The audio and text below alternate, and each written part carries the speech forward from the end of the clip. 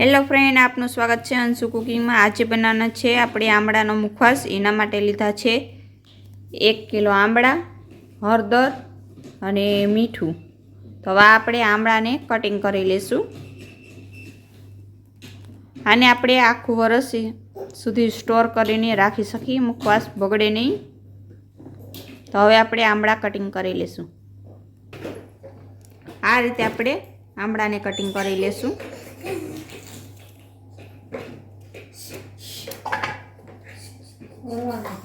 તે આપણે બધા આમળાનું કટિંગ કરી લેશું। આમળા આપણા બધા કટિંગ થઈ ગયા છે। તો હવે આપણે હળદર નાખશું।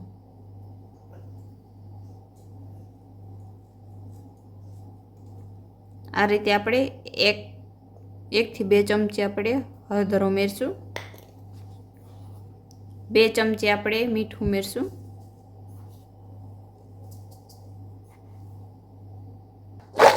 સારી રીતે આપણે મિક્સ કરી લઈશું। હવે આપણે આમળાને આખી રાત પલાળી રાખશું ને પછી આપણે સૂકવી દઈશું આને 2 દિવસ માટે।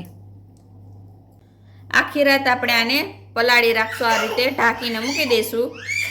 સવારે આપણે સૂકવી દઈશું આને। 2 થી 3 દિવસ આપણે તડકામાં સૂકવી લીધા છે, તો એકદમ આ રીતે સુકાઈ ગયા છે।